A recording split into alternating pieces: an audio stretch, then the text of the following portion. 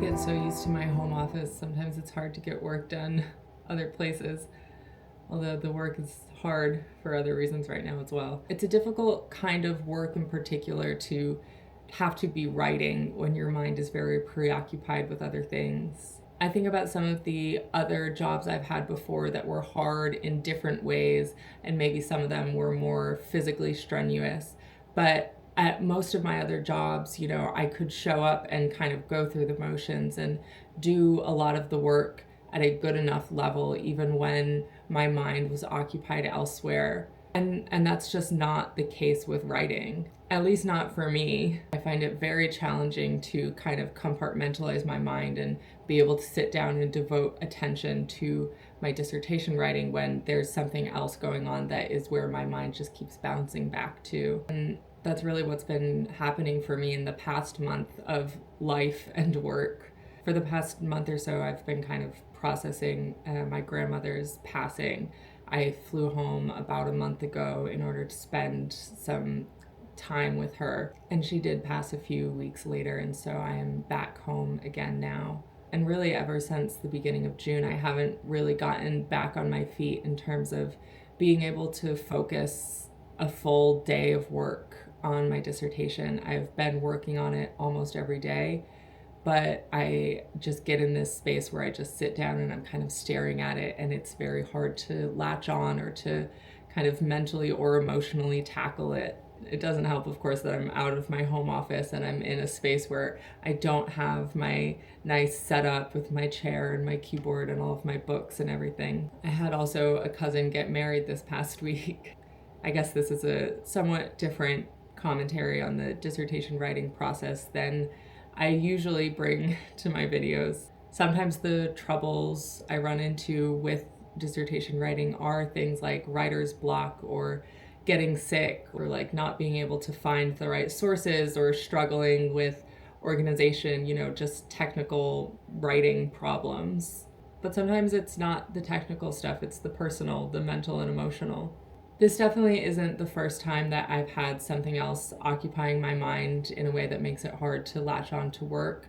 And it's not the first time that I've said to myself, okay, I'm going to put friends, family, relationship, personal things above my work for this period of time. I'm going to put me as a person before me as a grad student.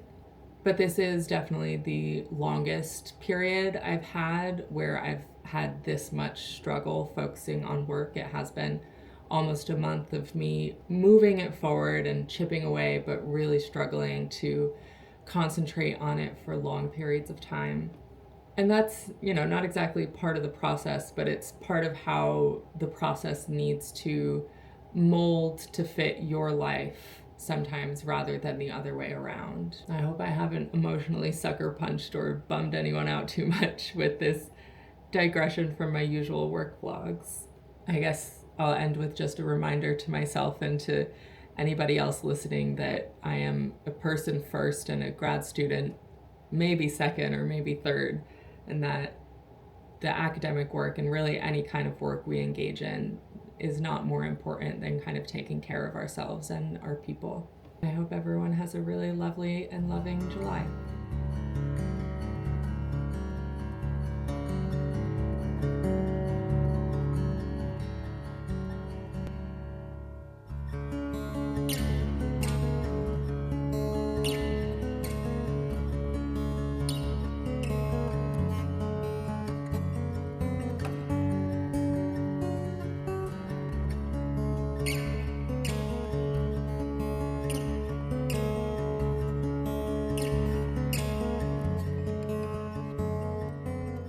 I've decided to look on the bright side of things. So while, yes, I was supposed to fly home Thursday, and it is now Saturday, and yes, I am on day 4 of being cooped up in one singular room because I have COVID, and while, yes, I have not even really been able to go outside in the past 2 days because it has been raining nonstop, there is nonetheless a bright side to this, a silver lining.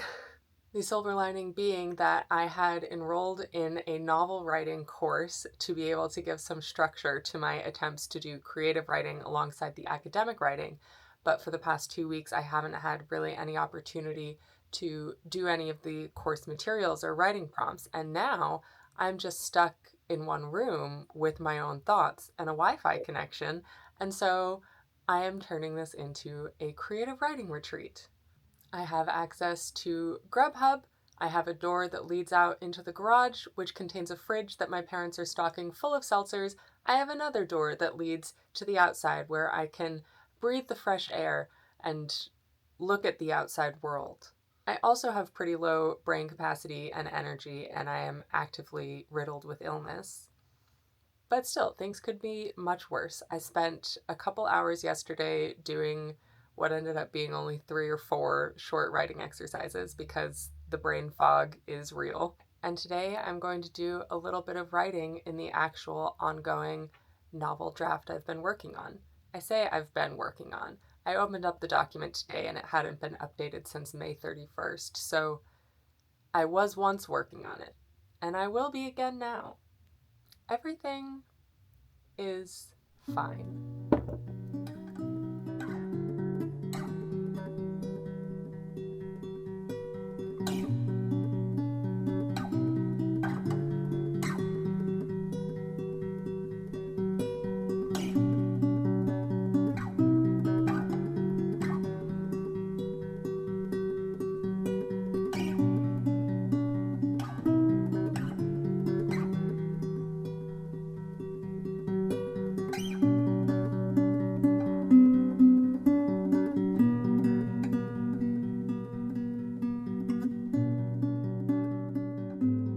What was meant to be a 10-day trip is now coming to an end after 20 days. And it has been 20 days of very little writing of any kind.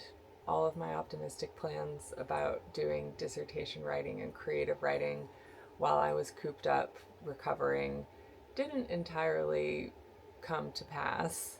I've been trying just to sit down and spend some time thinking about or organizing work around my dissertation and my creative writing projects just to keep them fresh in my mind and to not have too much distance from them. But there's kind of no sugarcoating or no avoiding the fact that I've barely done any writing for 20 days. I am very stressed about that, but there was not that much I could do.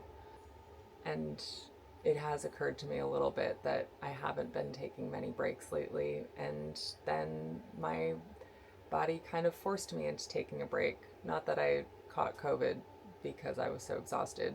I caught COVID because I went to a wedding where somebody had COVID. But just kind of in the big scheme of things, this is often how it works, I feel like, is that you don't take a break on your own until you are forced to by external circumstances, and then you have to stay down for a while. And so I got knocked down and I stayed down for a little while, and today I fly home, hopefully. Jesus.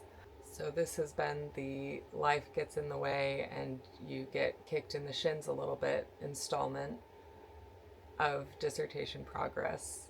And the next installment of dissertation progress video will be back in my home office, hopefully, unless something goes horribly wrong in the next 20 hours, and working again and working furiously to try to catch up on the time that has slipped away from my control lately. The bright side is I read a very enjoyable book while I was here, and I think that it might end up being beneficial to have a shorter time frame to be working on my revisions and a little bit more sense of urgency. I think that this might end up helping me let go of some of my detail-oriented perfectionist impulses and help me just kind of move through the dissertation revisions in a more business-like and efficient way. But time will tell. Who knows? Here's hoping the next 20 days are nothing like the past 20 days.